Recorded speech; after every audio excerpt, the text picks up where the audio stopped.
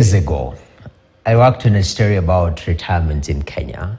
Then Leila Kula had just retired and was venturing into the world beyond. Let's take a look.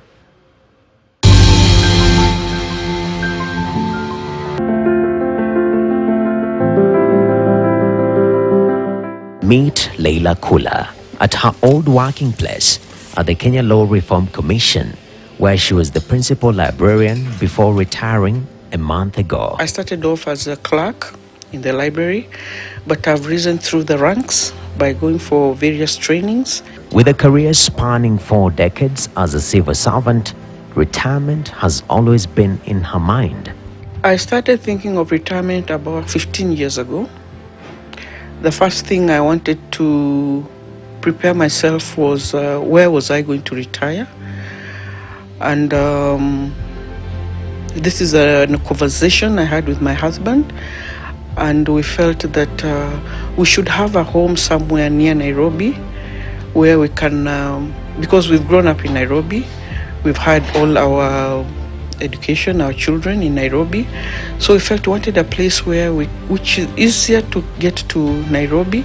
At the same time, we wanted a place where we could do some farming, because my husband has a passion for farming. So we decided to settle in, buy a farm in Machakos. From her experience, the change in financial frequency when one transitions into retirement often puts retirees in a financially straining position, and one becomes cash-strapped. Before you retire, and immediately after you have retired, you don't have some money. If you are not putting something aside, you don't have some money, and life has to continue. Here's where I've seen from some former colleagues who have been forced to beg or even borrow before they get the pension, such that now when they get that pension, they are now repaying the loans, they are repaying the madenis that they have been getting from relatives, from friends. In Kenya, according to the Retirement Benefits Authority, the income replacement ratio at retirement is below 40% compared to the recommended ratio of 75%. Income replacement ratio is a measure of the adequacy of your pension benefits to replace your last income before you retired.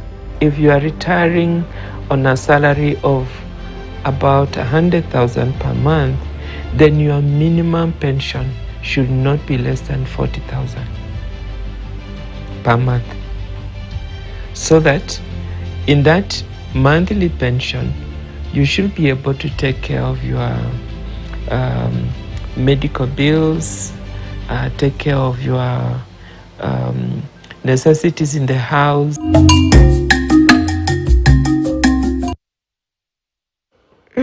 And now, 2 years after, talk about God's faithfulness. Here we are.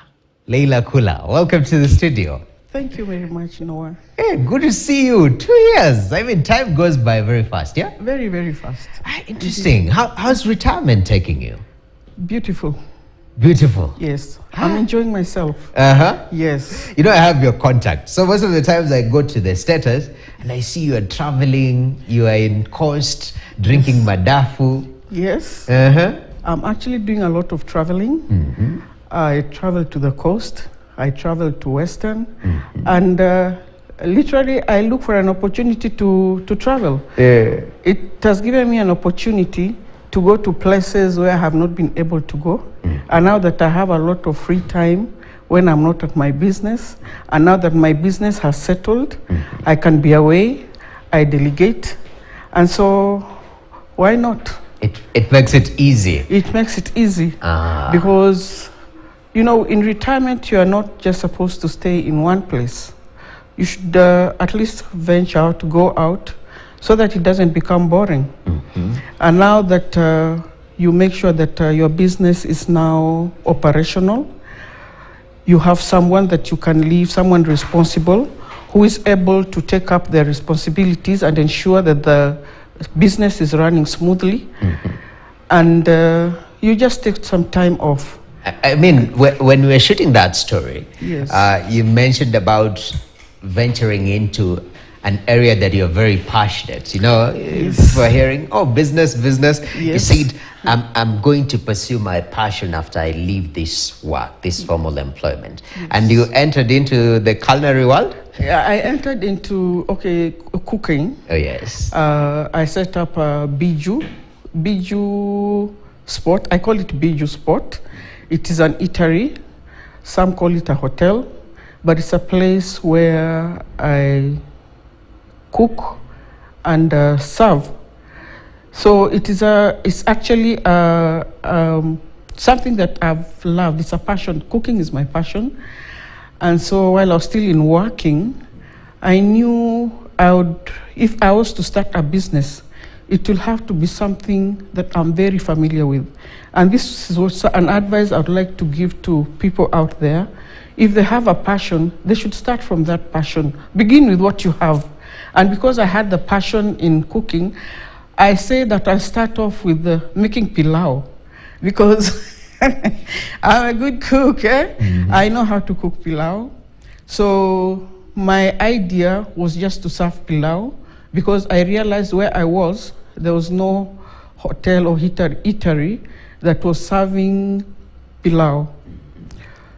So actually my main meal was pilau, but with time and the expectations of the customers' demands, I started now diversing and preparing the other foods like mudokoi, githeri, chapati, mahamri, and all the other food stuff that the customers required. Okay. Yes. And this is in Machakos, yeah? This is in Machakos. Wow, that's incredible. Because even while we were doing the story, you said you started thinking about retirement 15 years prior. Yes. And one of the areas that you're looking at is getting a place proximity-wise close to Nairobi. Yes. And Machakos is where you guys settled. Yes. How has that been critical in this whole post-work engagement?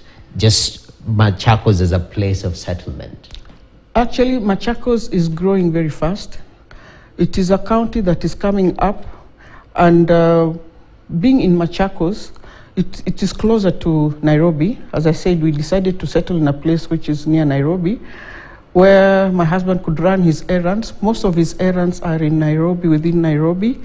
And also, it's a place where we had, where we could get land, a big land for some affordable. So with the farming, we were able now to, I can do my business as well as incorporating the farming business. Yes. That's incredible. And now, when you venture into business, because you've talked about familiarity, not only pursuing your passion, because I might be passionate about cars, but the business of cars is not my thing, or I might be passionate about something that the business angle of it is a little bit tricky. Are there challenges when you're trying to venture into business post-retirement? Yes, there are challenges. Because first of all, you must be prepared. As you are thinking of, let's begin by, you must know what you want to do. What kind of business do you want to do? What kind of business can you venture into? And then you start, let me say, you start maybe collecting or acquiring the equipment that you'll need for your business. And some of this equipment, I'm sure if you are passionate about something, you'll have things that are attached or they're related to that particular passion. So like for me, I'm sorry, I have to keep on giving an example about myself through experience. I had some some utensils at home. And so it was not hard to really go out and look for capital to buy maybe a sufuria or buy a cup or buy a plate. These are things that I could get from my house. Yes. So the only challenge that someone would have is when you're starting from scratch. Maybe you want to venture into photography, you must have a camera, you must have, all those things that are related to your camera business. So the other challenge would be the capital. If you don't have enough capital to begin the business, it becomes quite a challenge. Yes. And I remember when I started my business, I had to go to my pocket quite often. I was actually taking money from my pocket. I was eating up all the capital. But with time, as the business settled, and by the time I broke even, I realized that the business is now what is it, financing itself, or the business? Definitely. Yes. It's sustaining itself. Exactly. The business is sustaining itself. Yes. I'm able to pay my workers from there. I'm able to buy stock, and of course, I'm able to put something on top of my pension. Oh, yes. That's incredible. Yes. So we want to take a short break right now. Yes. When we come back, yes, of course, we'll talk about the business environment. Yes. And also, I think that aspect of still working post-retirement, you know, we talked about the psychological state of things, the yes, financial state of things, yes, especially as young entrepreneurs. How do we prepare ourselves for that time when it comes? All right? Yes. All right, lovely. Thank you. Let's take a short break right here on Business Today. Remember, we're talking about you retire, but you retire into business. How do you transition, and how do you even prepare before you reach that particular stage of retirement? We'll return with more. Stay tuned.